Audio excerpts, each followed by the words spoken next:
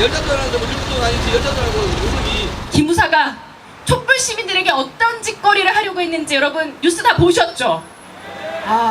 쿠데타가 아닐 수 없습니다. 내란이라고, 내란 음모라고밖에 얘기할 수가 없습니다. 병력을 몇천 명, 탱크를 몇백 대, 장갑차를 몇백 대 동원해서 그렇게 촛불을 무력으로 진압하려 했었던 그 기무사, 박근혜 정권, 그들의 작태야말로 내란 음모이고, 이석기 의원을 비롯한 통합진보당 당원들의 강연은 결코 내란일 수가 없죠. 그럼에도 불구하고 이석기 의원에게 내란 선동이라고 하는 중죄를 선고하도록, 그런 사법농단을 획책한 양승태가 가야 할 곳 어디라고 생각하십니까, 여러분? 다시 한번 어디라고 생각하십니까? 그 과거 정권에서 잘못되었던 일들이 이번에 양승태 대법원장의 그 일들에서 적나라하게 드러나지 않았습니까? 정말 우리는 민주주의의 최후의 보루, 인권의 최후의 보루가 사법부라고 생각해 왔습니다. 때로는 권력의 신여라고 하는 실망할 때도 있었지만, 그래도 대법원은 뭔가 바른 길을 갈 것이다라고 기대해 왔는데, 그런 기대들이 여지없이 완전히 무너져 내려간 것을 보았습니다. 정말 있어서는 안 될 일들을 다 저질렀습니다. 특별히 통합진보당을 해산하고 정교조를 법의 노조로 만들고 KTX 승무원들을 부당하게 해고한 것들을 대법에서 판결했습니다. 저는 이번에 새로운 대법원장과 새로운 정부에서 이런 과거에 잘못된 것들을 반드시 시정해서 지금 부당하게 구속되어 있는 이석기 의원과 또 통합진보당의 당원들, 그리고 지금 쌍용 자동차 노동자들도 원직 복직하고 과거에 잘못된 판결로 인해서 피해 입으신 분들이 모두 다 제자리로 돌아갈 수 있을 때 새로운 시대가 만들어지라고 믿습니다. 양승태를 구속하라! 이석기 의원 석방하라!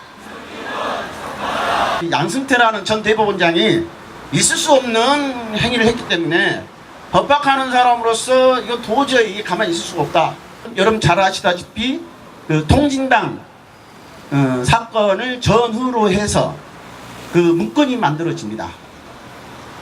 하나가 비례의원, 그래서 박모 판사에게 문모 판사가 사전에 사건 기록을 검토해서 넘겨주죠.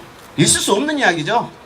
담당 재판부가 사건 기록을 검토하고 그 속에서 자기의 양심에 따라서 독립해서 심판해야 되는데, 법원 행정처 사법지원총괄 심의관이라는 사람이 지시를 받아가지고 그런 문건을 만들었다는 거 아닙니까? 이건 헌법 유린이자 실편법 위반입니다. 그거 외에도 또 어떤 기획을 하는 문건이 발견이 됐습니다. 지방자치단체 장으로 하여금 이게 기소를 하게끔 하라. 법원에서 그런 것을 하게 되면 심각한 파장이 예상이 되기 때문에 지방자치단체 장으로 하여금 통진당 그 지역구 의원의 지위를 박탈하는 그런 소송을 제기하라는 거잖아요. 아니, 법원 행정체가 무슨 국정원도 아니고 그런 걸 미리 만들어서 어떻게 하라라는 걸 했다라는 거 있을 수 있는 이야기입니까? 우리 국민들이 거의 뭐 종북 이데올로기 그런 걸로 인해서 통진당이 해산이 됐습니다. 그러면 그게 헌재까지 가서 해산이 됐는데 그 뒤에 국회의원이 과연 자격이 있느냐? 우리 공직선거법 192조에 사항에는 뭐 몇 가지 이유 외에는 국회의원의 직을 상실하지 못하도록 돼 있어요. 그 선거법상으로는. 그런데에도 불구하고 이걸 어떻든 간에 무리하게 이제 기소가 돼서 국회의원직은 박탈이 됐지만 지방의원 의원하고 비례의원은 청구가 인용이 됐어요. 쉽게 말해서 이겼단 말입니다. 승소를 했어요. 그 과정에 이로 인해서 즉 헌법재판소하고 대법원 사이에 권력 다툼이 일어나는 문건이 있어요. 그 뭐냐? 헌재가 정당의 해산권은 가지고 있지만 국회의원에 대해서는 대법원이 판단하게끔 그렇게 유도하라라는 문건이에요. 이것도 있을 수 없죠. 이건 거의 정치입니다. 법원 행정처라는 것은 그래서 사법에 관한 정책에 관해서 어떤 문제 있으면 그 연구를 하고 또 판례가 나오면 그 판례를 국민들이 알 수 있게끔 요약하고 공보를 내고 어떻게 보면 보조적인 단위예요. 그런 행정처가 어떻게 정치적인 판단을 하고 재판부가 아님에도 불구하고 사건 기록을 검토해서 담당 판사한테 미리 예단을 갖게끔 주게 하냐고요. 그 관련된 문건이 한두 개가 아니라는 겁니다. 그래서 어떻게든 이런 진상규명의 절차가 일차적으로 이루어져서 이 억울한 공정한 재판을 받지 못한 모든 사람들이 피해가 구제되길 바랍니다. 양심까지 삭제한 양승태를 구속하라!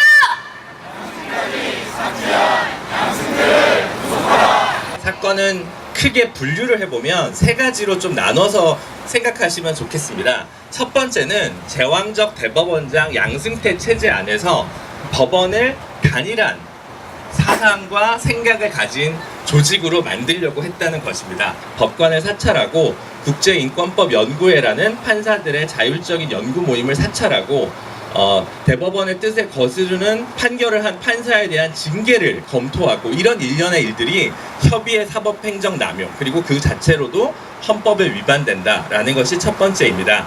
두 번째는 이른바 재판 거래 의혹입니다. 법원은 오직 판결로 말한다라고 얘기를 했는데 아까 앞에 교수님께서 얘기했듯이 왜 그 판결에 법원 행정처가 개입했는가, 이것도 불법입니다. 하지만 더 중요한 것은 법원에선 얘기합니다. 판결 결과는 달라진 게 없다. 다만 우리가 내린 판결 중에 박근혜 대통령이 좋아할 것 같은 것을 문건으로 만든 거다. 그런데 그렇지 않다는 증거가 사실은 두 개가 있습니다. 하나가 전교조 판결이고 하나가 원세훈 댓글 판결입니다. 이 판결을 내리면 BH는 어떻게 생각할지, 여당, 야당은 어떻게 생각할지 문건에 나와 있습니다. 그런 거 생각하라고 있는 게 법원이 아닙니다. 그리고 그런 거 하라고 있는 법원 행정처가 아닙니다. 원세훈 댓글과 전교조 효력정지 사건은 분명한 문건이 드러났습니다. 그렇기 때문에 우리는 더 어떤 일이 있었는지 알기 위해서 꼴랑 두 건 있었는데 그 두 건만 수면 위로 올라왔다고 생각하지 않습니다. 더 많은 일이 있기 때문에 어떻게 해야 된다? 진실을 규명해야 된다 라는 결론이 나옵니다. 세 번째는 정말 법원이랑 아무 상관없는 일을 법원이 한 겁니다. 성완종 리스트가 터졌을 때 이걸 어떻게 대처할 건지에 대해서 법원에서 문건을 작성해요. 아직 기소도 안 됐고 재판에 들어오지도 않았는데. 그러니까 법원이 정치를 하기 시작한 거죠. 총선 결과가 어떨 건지에 대한 정세 분석 문건을 작성합니다. 법원이 상고법원을 설치하기 위해서 청와대를 어떻게 구슬릴지 문건을 작성합니다.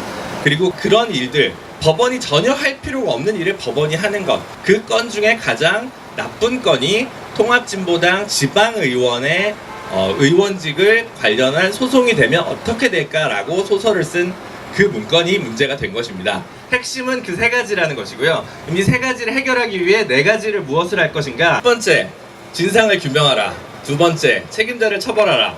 세 번째, 피해자를 구제하라. 네 번째, 재발 방지 대책을 마련하라. 사법부의 독립성을 군부독재로부터 지켜주려고 했던 우리 헌법이 거꾸로 대법원장을 위시로 한 피라미드 조직으로 변모했기 때문에 그런 법원을 다시 구출해야 됩니다. 법원을 다시 우리 시민들을 위한 법원으로, 시민들이 가까이 갈 수 있는 법원으로, 검찰도 마찬가지고요. 그런 일을 하기 위해서 저도 여러분도 힘차게 싸워주실 거라고 굳게 믿겠습니다.